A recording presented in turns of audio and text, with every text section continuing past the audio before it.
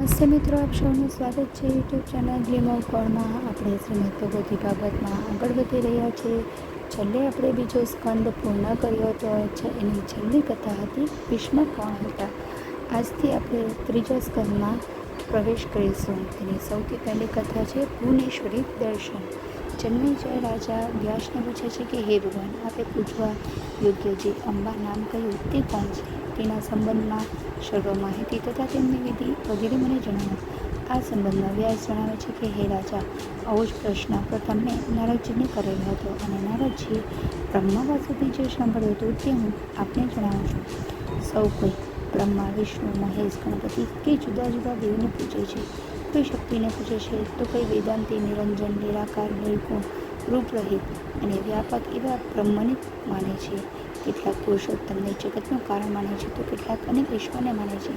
કેટલાક પુરુષ અકર્તા અને પ્રકૃતિ કરતી છે તેમ માને છે. આ સંબંધમાં જે મનુષ્ય વિરક્ત અને નિસ્પૃહ તથા મત્સર રહિત હોય છે તે જ આ વસ્તુ જાણી શકે છે. પૂર્વ જ્યારે બધું જળવત હતું ત્યારે વિષ્ણુના નાભિ કમળમાંથી બ્રહ્મા ઉત્પન્ન થયા. તે સમયે બ્રહ્માના લલાટમાંથી રુદ્ર ઉત્પન્ન થયા હતા અને વિષ્ણુના કાનમાંથી મધુકૈટભ દૈત્ય ઉત્પન્ન થતાં મહામાયાની લીલાથી તેમનો સંહાર થયો.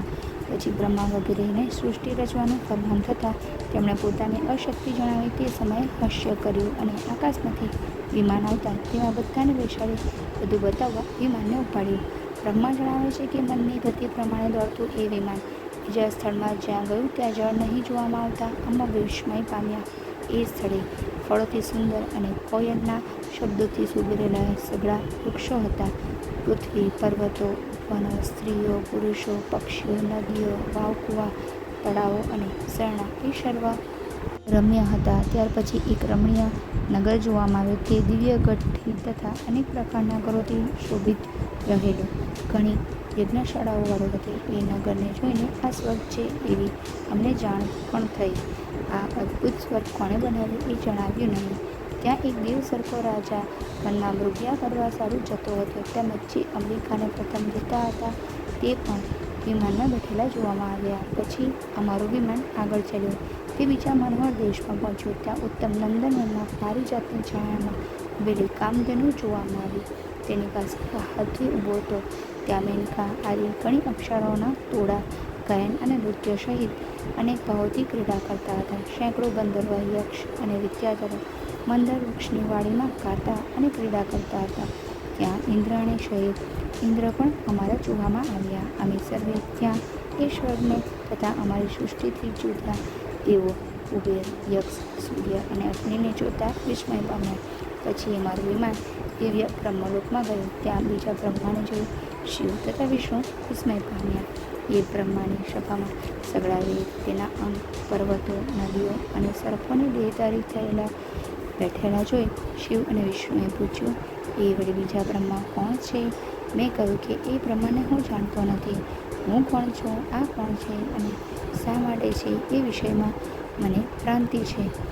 ત્યાર પછી જરાવારમાં અમારું મન સરખા વેગવાળું વિમાન ત્યાંથી ચાલતું થયું. તે કૈલાસ પર્વતના શિરે પહોંચ્યું.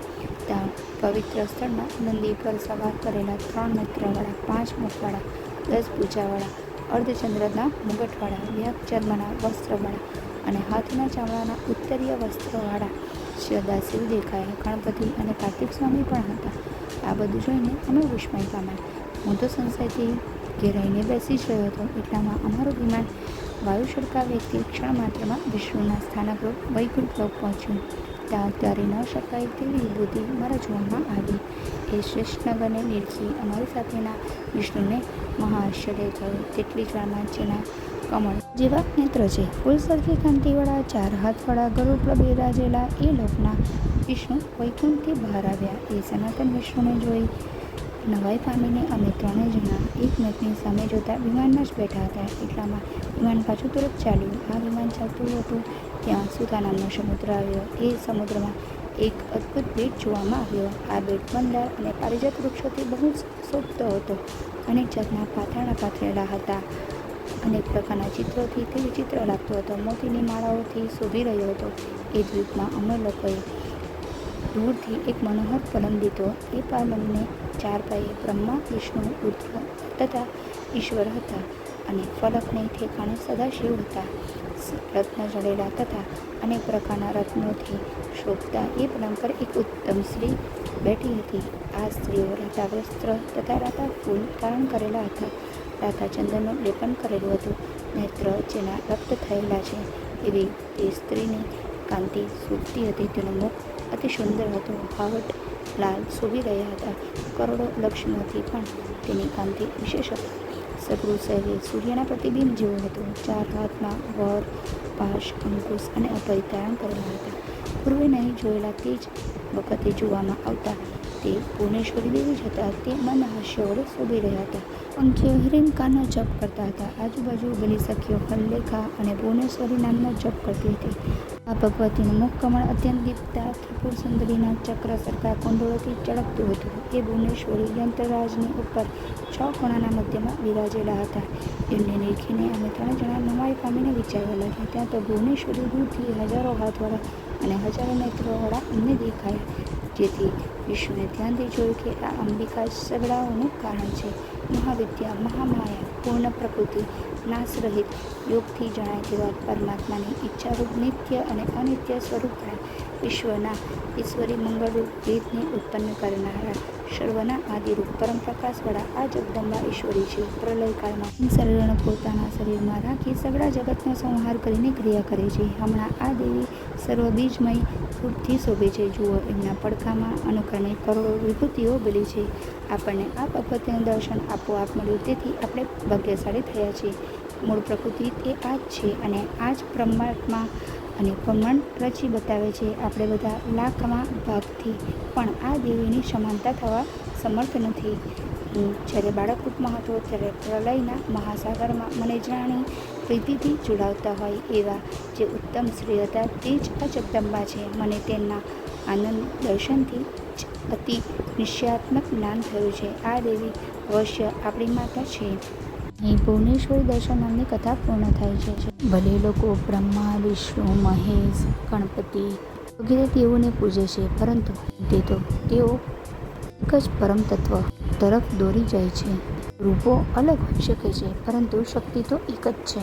જે વ્યક્તિ વિરક્ત, કામ વિનાનો અને ઈર્ષ્યા વિનાનો છે તે જ વ્યક્તિ પરમ તત્વને જાણી શકે છે. એટલે કે ભગવાનને જાણવા માટે મનનું પવિત્ર હોવું ખૂબ જ જરૂરી છે.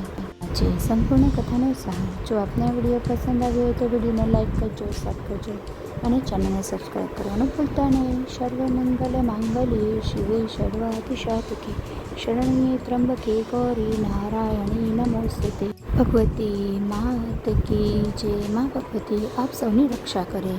ફરી મળીશું.